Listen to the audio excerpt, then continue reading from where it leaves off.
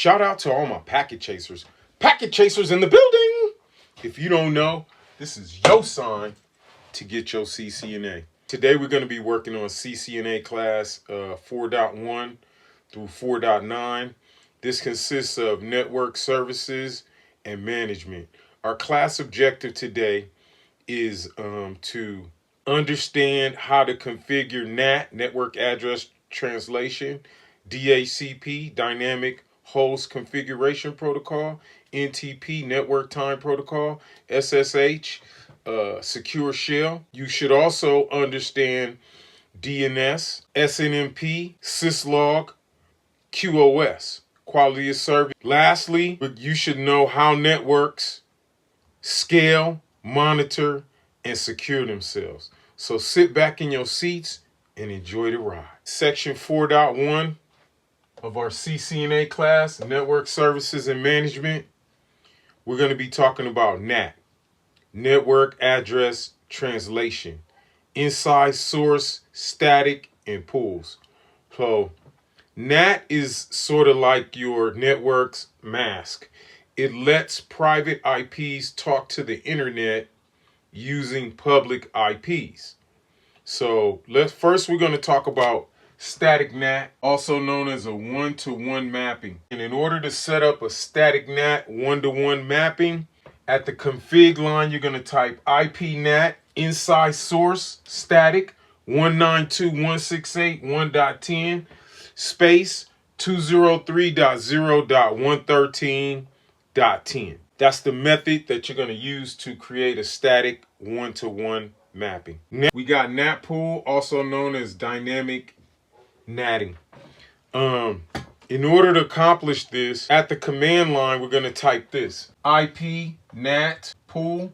Then we're going to give the pool a name. We're going to call that my pool. Then we're going to assign the IP addresses 203.0.113.10, which is a pool range, 203.0.113.20. And then lastly, we're going to give it a net mask, which is going to be 255.255.255.0, or let me just put XXX.0. That's going to be all on one line, family. On the next line, we're going to type access-list 1 permit 192.168.1.0, and then we're going to use the inverse wildcard mask 0.0.0.255.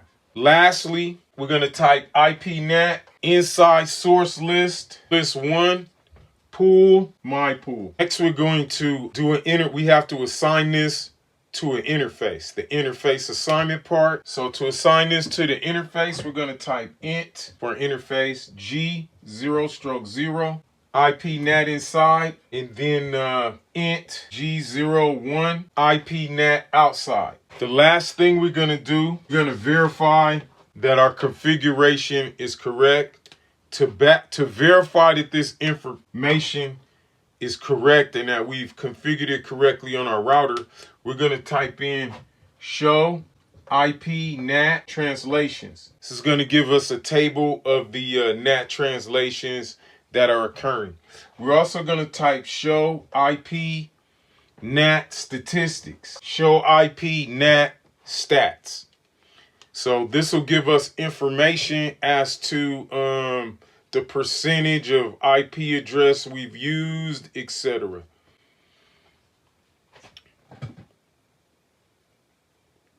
I'm